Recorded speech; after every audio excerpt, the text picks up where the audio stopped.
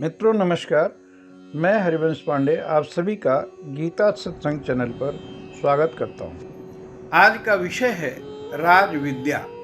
यह भाग श्रीमद् भगवत गीता के 9वें अध्याय से लिया गया है। जो मित्र नए हों वो कृपया चैनल को सब्सक्राइब कर दें, लाइक और कमेंट भी करें ताकि भगवत नाम जन जन तक पहुँचाया जा सके। अगर एक पंक्ति में 9वें अध्याय को कहना हो तो कहेंगे वैल्यू योर ब्लेसिंग्स, अर्थात अपनी शुभकामनाओं को महत्व दें। इस अध्याय में जो कहा गया वह उत्कृष्ट है, इसलिए राज विद्या कहा गया। इसे गुप्त रखा जाए, जो पात्र हों उन्हीं से कहा जाए, इसीलिए राजगुह्य भी कहा गया। इस अध्याय में कुल 34 श्लोक हैं।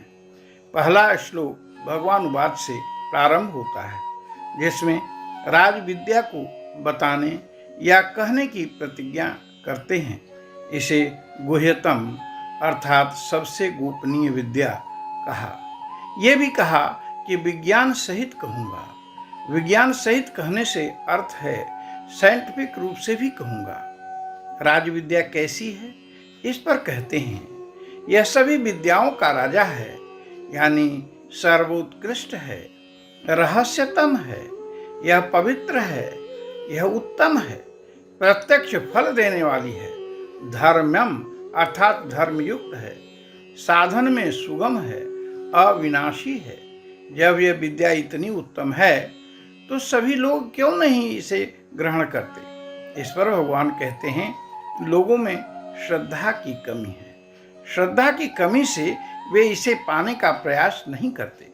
परिणाम स्वरूप मृत्यु रूप संसार में वे भ्रमण करते रहते हैं। तो आइए ऐसे उत्तम विद्या के बारे में बिंदुवार समझें। मया ततमिदं सर्वं जगदव्यक्त मूर्तिना, श्लोक 4 अध्याय 9। मुझ निराकार परमात्मा से यह जगत जल से बर्फ के सदृश परिपूर्ण है। भाव क्या है? बर्फ का एक टुकड़ा लीजिए, उसमें सर्वत्र जल ही होगा। ऐसे ही सारा विश्व मुझ में समाहित है।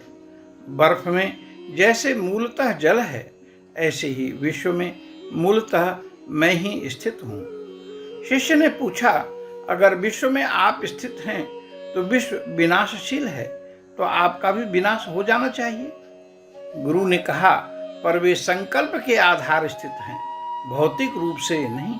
देखिए, मत्स्याने सर्वभूतानि न चाहम ते स्वस्थितः, अर्थात वे सब भूत मेरे अंदर संकल्प के आधार स्थित हैं, किंतु वास्तव में मैं उनमें स्थित नहीं हूँ।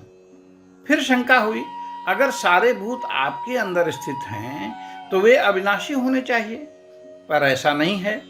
इस पर 9वें अध्याय के 5वें श्लोक में कहते हैं, न च मत्स्यानि भूतानि, वे सब भूत मुझ में स्थित नहीं हैं, पर पश्चिमे योगमैश्वरम, मेरे योग के ऐश्वर्य को देखो कि भूत भृन्ना च भूतस्थो ममात्मा भूत भावनः, भूतों को धारण पोषण करने वाला और भूतों को उत्पन्न करने वाला भी मेरा आत्मा वास्तव में भूतों में स्थित नहीं है। अब समझिए, दो चीज है, संसार और परमात्मा। परमात्मा के कारण संसार है, संसार के कारण परमात्मा नहीं है। चूंकि संसार का कारण परमात्मा है, इसलिए कह रहे हैं कि मैं संसार के हर भूतों में हूँ, पर स्थूल रूप से नहीं। वैसे परमात्मा स्थूल है भी नहीं, वह सूक्ष्म से भी सूक्ष्म है।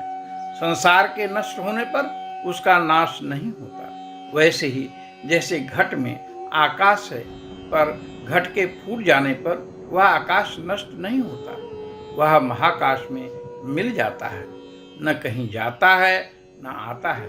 ठीक ऐसे ही हर जीव की या निर्जीव के अंदर परमात्मा घटाकाश की तरह है।